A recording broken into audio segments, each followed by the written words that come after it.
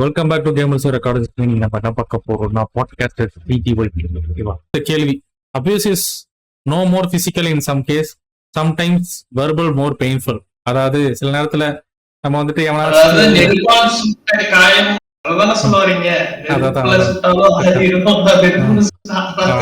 அதேதான் exactly what to the point. அதான் உண்மை. ஸோ அதான் இந்த மாதிரி விஷயத்துல வந்துட்டு எனக்கு இது மாதிரி நிறைய நடந்திருக்கு. என்னென்ன ஸ்கூல் டேஸை பொறுத்த வரைக்கும் நிறைய நடந்திருக்கு, காலேஜ் டேஸ்ல இல்லை. ஸோ ஸ்கூல் டேஸை பொறுத்த வரைக்கும் நான் வந்துட்டு என்ன சொல்றது, அவங்கள பொறுத்த வரைக்கும் நான் வந்துட்டு ஒரு நேர்டு மாதிரி ஆகி ஒரு பேக்கு மாதிரி ஒரு பையன் மாதிரி சேஃப்ரேமிட். எனக்கு தெரியாது என்னோட அப்பியரன்ஸ் நான் எப்படி பார்க்கணும், அது நான் பண்ணது கிடையாது. நான் எப்படி இருப்பேன், இப்படிதான் நான் போகணும், இப்படிதான் நடந்துக்கணும், ஃபுல்லாக எனக்கு எதுவுமே இல்லை டு பி ஃப்ராங்க். பட் அவங்க அப்படி நினைச்சுக்கிட்டாங்க, நான் அப்படிதான் அப்படின்னு நினைச்சிட்டு என்னை வந்து டீஸ் அவுட் பண்றது, வந்து புள்ளி அவுட் பண்றது, என்னை வச்சு ஒம்பு பண்றது. நான் எனக்கு வந்துட்டு எனக்கு அது தோணவும் தோணாது. இவனுக்கு பண்றதுனால எனக்கு ஹர்ட் ஆகுமே தவிர அடிக்கிறதுனால சரியாயிடுமா, இதுல எது பண்ணாது சரியாகும்னு எனக்கு தெரியாம போய் அவங்க வேர்பல் அபியூஸ்குள்ள போய் அங்க தள்ளி தள்ளி தள்ளி தள்ளி நான் வந்துட்டு நான் ரொம்ப ஐசோலேட் பண்ணிக்க ஆரம்பிச்சிட்டேன். ஸோ அது ரொம்ப ஐசோலேட் பண்ணி எனக்குள்ள அந்த பெயின் ரொம்பவே டிராவல் பண்ண விட ஆரம்பிச்சிட்டேன். ஸோ நான் என்ன சொல்றேன்னா, அபியூஸ்ன்றது அடிக்கிறது கிடையாது மோஸ்ட்லி, ஓகேங்களா. உங்களை அவாய்ட் பண்றது அது முதல் கைண்ட் ஆஃப் அபியூஸ். இன்னொன்னு வந்துட்டு வேர்பலா உங்களை வந்துட்டு சில பேர் வந்து கெட்ட வார்த்தை யூஸ் பண்ணுவாங்க. ஏன் எல்லாரும் யூஸ் பண்றதா, நானும் யூஸ் பண்றதா, எல்லாம் பண்றதா. பட் அது கோவத்தோட பயன்படுத்துறாங்கல்ல, எந்த இன்டென்ஷனோட பயன்படுத்துறாங்கன்னு ஒண்ணு இருக்குல்ல. இப்போ வந்துட்டு ஃப்ராங்க் வந்துட்டு இப்போ விஜய் இப்போ வந்துட்டு சிவாக்கு வந்துட்டு வாய்ஸ் சாஃப்டா இருக்கு, இல்ல இன்னொருத்தனுக்கு வந்துட்டு வாய்ஸ் ரொம்ப ஹார்டா இருக்குன்றப்போ அவன் சொல்லும் போதே அது ரொம்ப ஹர்ட்டிங்கா இருக்குங்களா. ஸோ அது எனக்கு ரொம்ப கஷ்டமா இருக்கு. நான் 2-3 வாட்டி தாங்க, 4வது-3 வாட்டி நான் பஸ்லாம் இப்ப என்ன பண்ணுவேன்னா, என்ன ஹர்ட் பண்றாங்கன்னா நான் உட்காந்து அவங்க புரிய வைக்கிறதுனால அவன் புரிஞ்சுக்க மாட்டான். ஏன்னா அவன் அப்படிதான் அவன் ஸ்டாக்னட்டா நிற்பான். ஏன்னா அவனுக்கு நான் எப்படின்னு எனக்கு கஷ்டப்படுறது அவனுக்கு பெரிய விஷயமா இருக்காது. அன்டில் தென் நான் அவ்வளவு கனெக்டடா இருந்தேன்னா, ஓகேங்களா.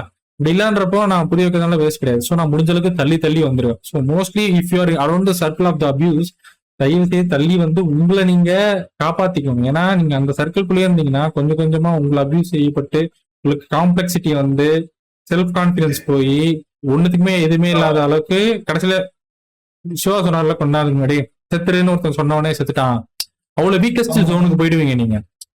எதுக்கு எவனுக்குமே நான் பிடிக்கல, என்னை சுத்தி இருக்கவனுக்கு எவனுக்குமே பிடிக்கல, வீட்லயும் யாரும் பேச மாட்டாங்க, எல்லாத்துக்கும் நான் ஜீரோன்னு ஆயிட்டேன். ஸோ நான் யாருக்கு எதிரான என்ன அப்படின்ற மாதிரி நீங்க பார்க்கக்கூடாது. எப்பவுமே லைஃப்ல நீங்க யூஸ்ஃபுல்லா இருக்கீங்களா இல்லையான்லாம் பார்க்க கூடாது, நீட்ஃபுல்லா இருக்கீங்களான்னு தான் பார்க்கணும். அந்த நிமிஷத்துக்கு உங்களால ஏதாச்சும் பண்ண முடியுமா அப்படிதான் பார்க்கணும். அந்த மாதிரி நிமிஷம் லைஃப்ல என்னைக்கு வேணா வரலாம், அது வரைக்கும் நீங்க இருக்கணும், அவ்வளவுதான் பாயிண்ட். சோ உன்னை பொறுத்தவரைக்கும் எப்படி இருக்கு யுவன்? அது வந்து உனக்கு வந்து எப்படி சொல்றேன்னா, நான் வந்து 2 இதான் எடுத்துப்பேன். பெருசா எனக்கு பிடிக்காத ஒருத்தங்க இப்ப டியூட்டர், காலேஜ் டியூட்டர் எடுத்துப்பேன். காலேஜ் டியூட்டரோ அவங்க சொல்லுவாங்க நீ எல்லாம் உருப்பிட மாட்டேங்க, நான் மயிராச்சுன்னு நினைச்சிட்டு நான் அதை கண்டுக்காம விட்டு வந்துட்டே இருப்பேன். நம்ம க்ளோஸ் ஒன்ஸ், நமக்கு ரொம்ப பிடிச்சவங்க, நீ சரியான செல்ஃபிஷ் அந்த மாதிரி கெட்ட வார்த்தை திட்டினா கூட என் மைண்ட் அது கண்டுக்காது, பெருசா ஒத்துக்கும். அந்த சில வேர்டு இப்ப செல்ஃபிஷ் அந்த மாதிரி ஒரு 4-5 வேர்டு அதெல்லாம் சொல்லும் போது தான் எனக்கு ரொம்பவே ஹர்ட் ஆகும். சோ இது 2 விஷயம், 2 இது இருக்கு. உனக்கு ரொம்ப பிடிச்சவங்க சொல்லும் போது ரொம்பவே நீ பிரேக் டவுன் ஆயிடுவ. உனக்கு நார்மலா நீ என்ன சொல்றது, உனக்கு பிடிக்காதவனோ இல்ல உனக்கு மேல இருக்கிறவனோ, இப்போ உனக்கு டீம் லீடர் இருப்பான், அவன் சொல்றது வந்து நீ சில விஷயம்லாம் 2 டீம் லீடர் சொல்றதுலயே ஒரு உச்சத்துக்கு போயிடுச்சுன்னா உனக்கு கடுப்பாயிடும். ஆனா சில பேர் இருப்பான் இந்த காலம் வாங்கிட்டு இந்த காலம் விடுறவங்க இருப்பான். சோ அது வந்து பீப்புளை பொறுத்து உனக்கு வந்து அவங்க எந்த அளவுக்கு முக்கியன்றது வந்து ரொம்பவே பெரிய பார்ட் அதுல இருக்கு. சோ அவங்க ரொம்ப முக்கியமானவங்க இப்படி சொல்லும் போது, இல்ல நீ அவங்க ஒருத்தங்கள மழை போல் நம்பிட்டு இருக்க, அவங்கள மொத்தமா ரிலை பண்ணிட்டு இருக்க, அவங்க உன்னை சொல்லும் போது டோட்டலி அது வந்து சூசைடுக்கு ஈக்குவலா போயிடும். அவங்க 4 அப்பனா தெரியாது, அவன் இந்த மாதிரி ஒரு வார்த்தை விடும்போது அதெல்லாம் நல்லா மனசே உணர்ந்து, இதெல்லாம் நிறைய விஷயம் இருக்கு மக்கள். ஒரு சொல்வதெல்லாம் விஷயம் இவனை வந்து பாட்டு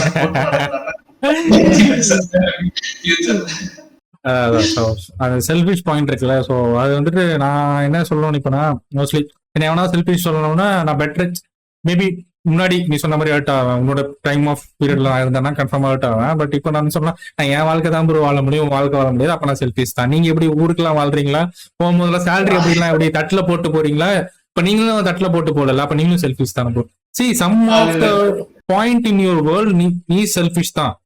நீ உன் பசிக்கு சாப்பிட்டு தான் ஆகணும்.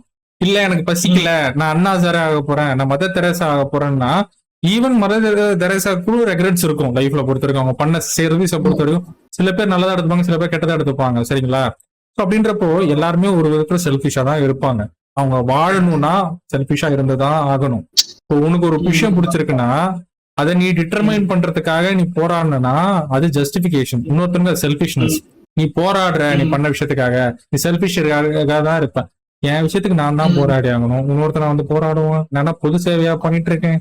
இல்ல இல்ல, ஒரு கோவில் கட்டிட்டோம் அப்படின்றப்போ அதுக்காக ஒருத்தன் வந்து போராடுறான்னா அது பொதுவான விஷயம், அதுக்காக பண்றோம். என் லைஃப்ல எல்லாமே பொதுவான விஷயமா இருக்க போறது கிடையாது. அப்படி இருந்தா மட்டும்தான் நான் வந்துட்டு செல்ஃபிஷ் இல்லைன்னு சொல்ல முடியும். என் லைஃப்ல நான் சாப்பிட்றதுல இருந்து, நான் வேலை பார்க்கறதுல இருந்து, என் சம்பளத்துல இருந்து, எனக்கு பிடிச்ச விஷயம் வாங்குறதுல இருந்து, நான் எது பண்ணாலுமே இன்னொருத்தருக்கு செல்ஃபிஷா தான் இருக்கும். அதை நான் பார்த்தேன்னா ஒண்ணுமே பண்ண முடியாது. ஸோ நான் எனக்கு செல்ஃபிஷா இருந்தாதான் நல்லது. ஆமா, அது வந்து எப்படின்னா நீ ஒரு தேர்ட் பர்சனோ இல்ல உனக்கு ஓரளவுக்கு தெரிஞ்சவங்க கிட்ட நீ எப்படி இருக்கலாம். உனக்கு ரொம்ப க்ளோஸ் டு த ஹார்ட்டா இருக்கிற பீப்புள், அவங்களுக்காக நீ செல்ஃப்லெஸ்ஸா இருக்க, நிறைய எஃபர்ட்ஸ் போடுற, உன்னை கூட கண்டுக்காம அவங்களை நீ பாத்துக்கிட்ட.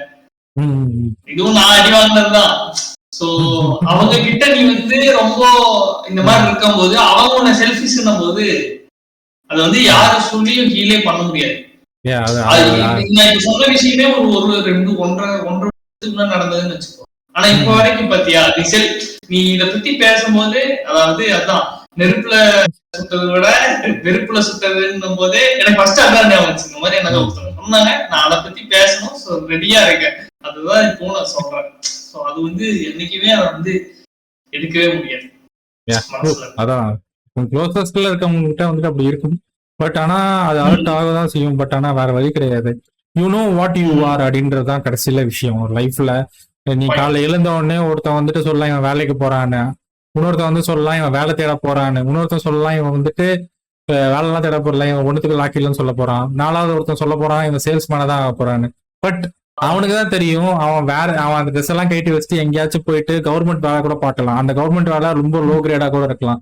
ஸோ ஒவ்வொருத்தன் பெர்ஸ்பெக்டிவ் ஒன்னு மாதிரி இருக்கும். ஸோ நம்ம ஒவ்வொருத்தன் பெர்ஸ்பெக்டிவும் உள்ள எடுத்துக்கிட்டு போயிட்டு நம்மள தொலைச்சிடக்கூடாது. நம்மளுக்கு தெரியும் நம்ம என்ன எஃபர்ட் போட்டோம். So it good pay someday. அவ்வளவுதான் கடைசியில, அவ்வளவுதான் பாயிண்ட்.